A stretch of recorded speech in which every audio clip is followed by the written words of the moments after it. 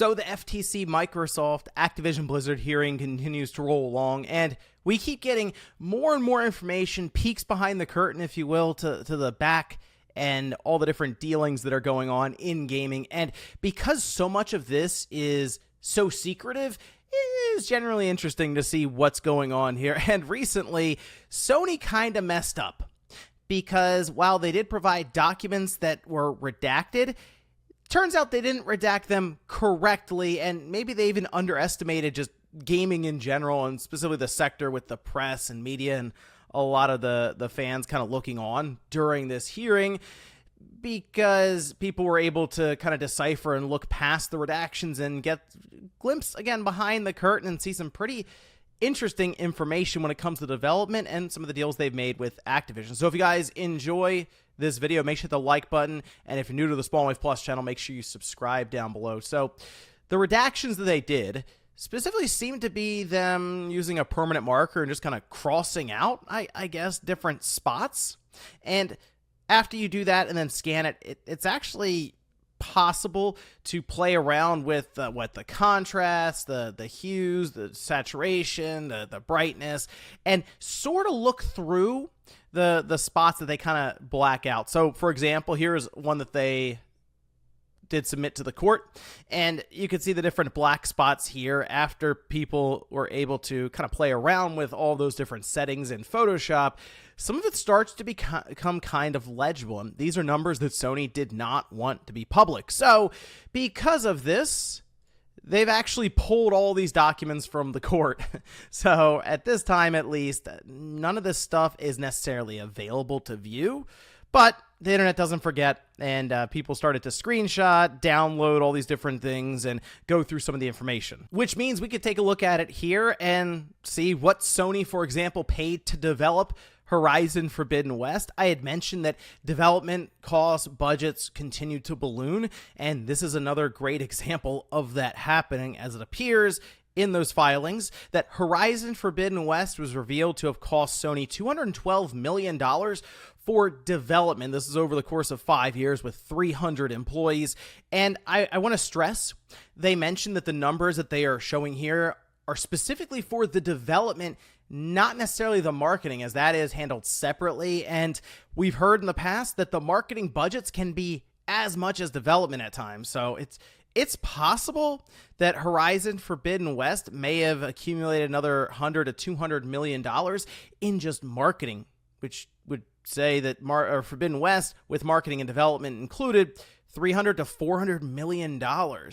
And for Last of Us Part 2, $220 million. Took longer to develop, according to Sony, as it started its development process after the first one came out. They said it was like in 2014, but I believe they revealed that previously in an interview or something at one point. But $220 million there, and then you tack on the marketing. Sony, I mean, approaching $800 million for these two titles to develop and market.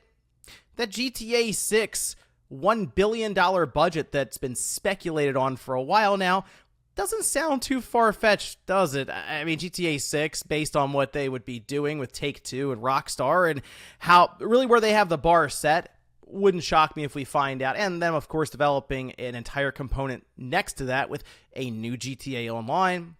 Games are getting pretty expensive to create. But we also had this bit of information here that discusses how important Call of Duty is to Sony, where they say over 14 million users by device spent 30% or more of their time playing Call of Duty. Over 6 million users spent more than 70% of their time on Call of Duty. And 1 million users right now, according to them, just play Call of Duty on the PlayStation. And that's it. And it kind of shows just how important Call of Duty is to Sony to hold up their PlayStation Plus subscription. If you have this many people who are invested in that game, I mean, even 14 million users who spend 30% or more of their time playing Call of Duty means they would have a PlayStation Plus subscription in order to do that. This was calculated in 2021. However, something tells me it's probably still around that amount, maybe even more at this point, considering they're spanning the PS4 and the PS5. So Sony being a bit concerned about what Microsoft would do with Call of Duty and how it could damage their subscription service isn't necessarily surprising that they wouldn't be really excited that Microsoft's coming in to buy them.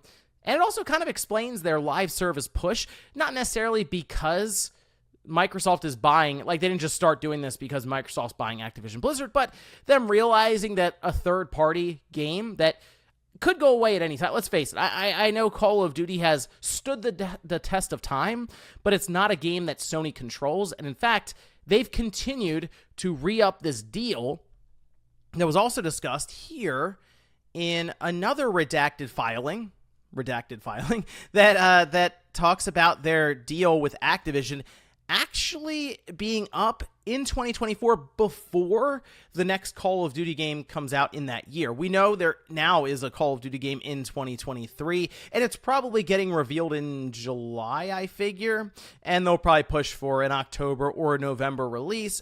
It's going to coincide with a new Warzone map and all these different things, right?